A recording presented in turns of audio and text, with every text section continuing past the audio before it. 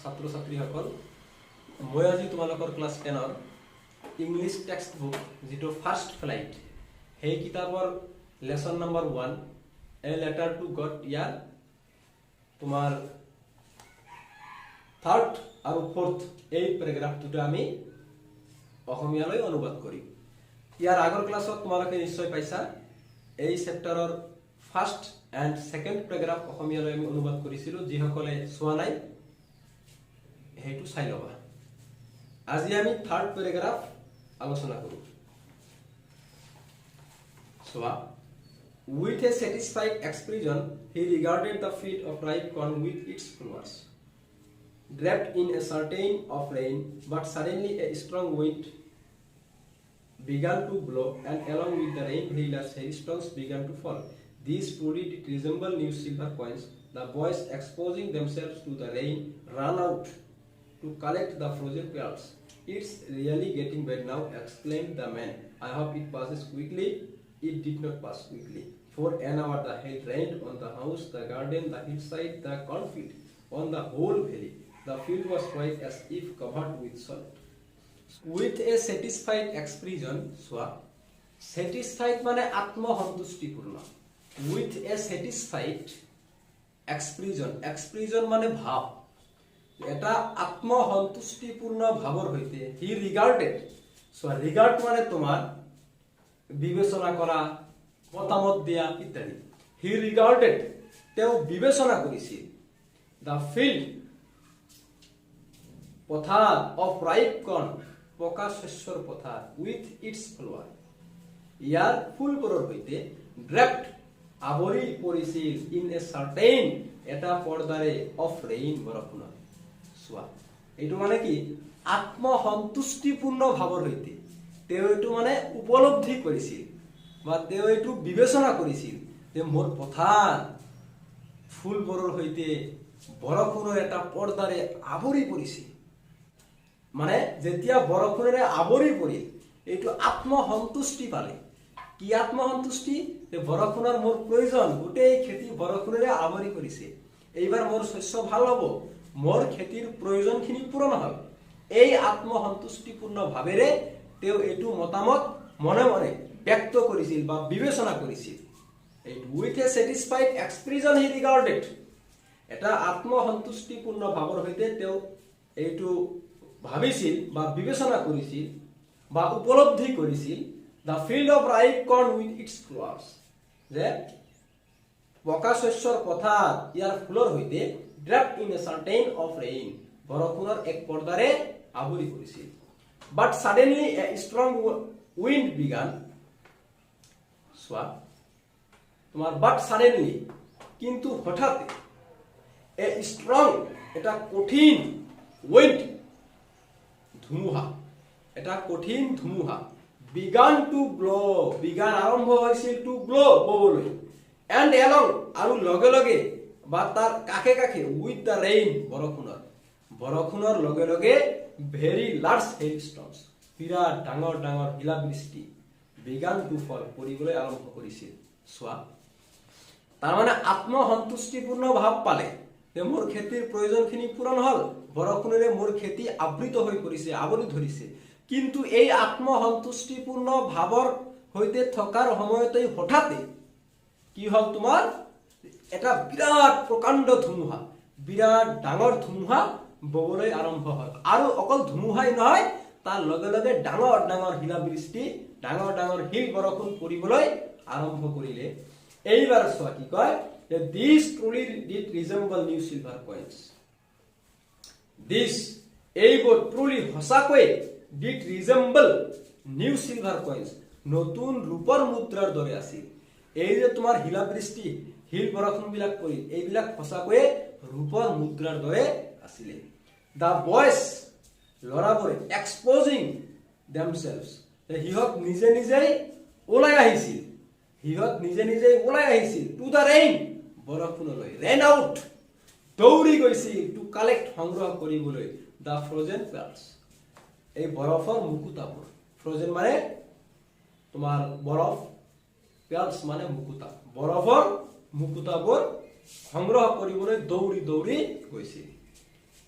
তাৰ পিছত চোৱা ইটস ৰিয়েলি গেটিং বেড নাও এইবাৰ এইটো হসাকৈয়ে বেয়া হৈ আছে ইটস ৰিয়েলি এইটো হসাকৈয়ে গেটিং বেড নাও বেয়া হ'বলৈ ধৰি আছে বেয়াৰ পিনে গৈ আছে এক্সক্লেইমড দ্য মেন মানুহজনে চিঞৰিছিল আই হোপ মই আশা কৰো ইট পাজেছ কুইকলি এইটো সোনকালে পাৰ হওক মই আশা কৰো এইটো সোনকালে পাৰ হওক চোৱা যেতিয়া বৰষুণ পৰিল বৰষুণেৰে তোমাৰ পথাৰ আৱৰি পৰিল এইটো ভাল কিন্তু ইয়াৰ পিছত যেতিয়া হঠাৎকৈ ডাঙৰ ডাঙৰ ধুমুহা বিৰাট ধুমুহা আৰম্ভ হ'ল লগে লগে তোমাৰ শিলাবৃষ্টি আৰম্ভ হ'ল এই শিলাবৃষ্টি আৰম্ভ হোৱাৰ কাৰণে এইবাৰ মানুহজনে অৰ্থাৎ লেন্সে উপলব্ধি কৰিলে যে নহয় এইটোতো আমাৰ খেতিৰ কাৰণে অপচয় হ'ব ক্ষতিৰ কাৰণ হ'ব এইটো কৈ আছে এতিয়াতো বেয়া হ'বলৈ গৈ আছে এতিয়া বেয়া হ'বলৈ ধৰি আছে মানুহজনে চিঞৰিছিল আৰু কৈছিল আই হোপ ইট পাজেছ কুইকলি মই আশা কৰো এইটো সোনকালে পাৰ হওক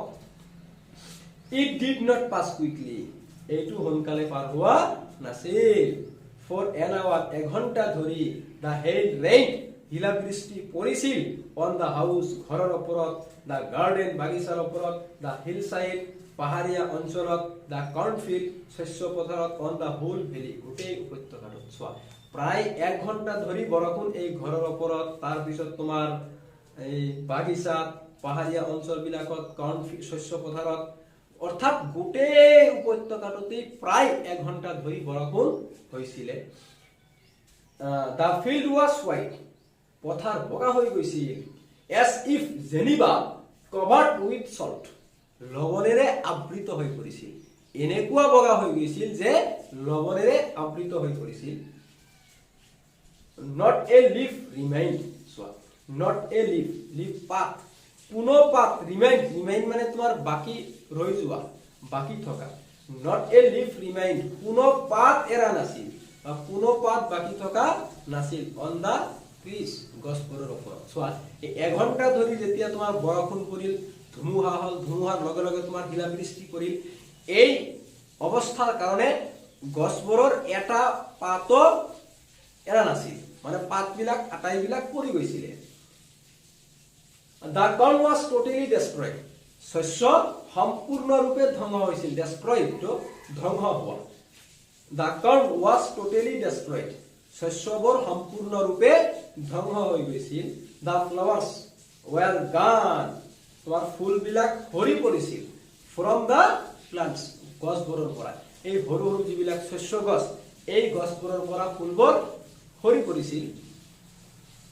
লেন্সৰ soul was filled with sadness so লেন্সৰ soul লেন্সৰ আত্মা was filled হৰি পৰিছিল with sadness দুখৰ সৈতে so যেতিয়া দেখা পালে লেন্সে যে তোমাৰ 1 ঘণ্টা ধৰি শিলাবৃষ্টি কৰাৰ ফলত তোমাৰ আটাইবিলাক এই গছবিলাকৰ পাতবোৰ হৰি পৰিল তোমাৰ শস্যবোৰ ধ্বংস হৈ গ'ল তাৰ পিছত ফুলবিলাক হৰি পৰিল এই ঘটনাবোৰ চাই লেন্সৰ আত্মা দুখেৰে ভৰি পৰিল when the storm had passed যেতিয়া the storm শিলাবৃষ্টি had passed পাৰ হৈছিল he stood in the middle তেওঁ থিয় হৈছিল in the middle মাজভাগত of the field পথাৰত and said to his sons আৰু তেওঁৰ পুতেকসকলক তেওঁৰ ল'ৰাসকলক কৈছিল কি কৈছিল a plague of locusts soya a plague of locusts মানে এই শস্যভোজী পতংগ ইয়াৰ অৰ্থ হ'ল শস্যভোজী পতংগ শস্যভোজী পতংগ would have left এৰিলে হেতেন more than this ইয়াতকৈ বেছি তাৰ মানে এইটো কৈ আছে সোয়া যে শস্যভোজী পতংগই যে আমাৰ শস্য ধ্বংস কৰে যিমান নষ্ট কৰে তাতকৈও শিলাবৃষ্টিয়ে বেছি নষ্ট কৰিছে শস্যভোজী পতংগই যদি ধ্বংস কৰিলে হেতেন তেনেহলে যিমানখিনি নষ্ট বা ধ্বংস কৰিছে এই শিলা বৰষুণে তাতকৈ বেছি এৰি গলহেতেন মানে ইয়াতকৈও কম নষ্ট হলহেতেন শিলাবৃষ্টিয়ে ইমান আমাৰ ক্ষতি কৰিলে যে শস্যভোজী পতংগই যিমান ক্ষতি কৰে তাতকৈও বহুত বেছি ক্ষতি কৰিলে The hail has left nothing শিলাবৃষ্টিয়ে একো এৰা নাছিল শস্যভোজী পতংগ হলে কিছু হলেও এৰি থৈ যায় আটাইবিলাক ধ্বংস কৰি থৈ নাযায় কিন্তু শিলাবৃষ্টিয়ে একো এৰা নাছিল this year এই বছৰ we will have no corn আমাৰ কোনো শস্য নাথাকিব বা আমাৰ কোনো শস্য নাই that night was a sorrowful one that night এই ৰাতিটো was আছিল a sorrowful দুখপূৰ্ণ one প্ৰত্যেকৰে কাৰণে সকলোৰে কাৰণে বা সেই পৰিয়ালৰ প্ৰত্যেকৰে কাৰণে সেই ৰাতিটো বিৰাট দুখপূৰ্ণ আছিলে। অল আৱাৰ ৱৰ্ক, আমাৰ সকলো কাম ফৰ নাথিং, বৃথা গ'ল। দেয়াৰ ইজ নো ওৱান, কোনেও নাই হু কেন হেল্প আছ, কোনেও নাই যিজনে আমাক সহায় কৰিব পাৰে।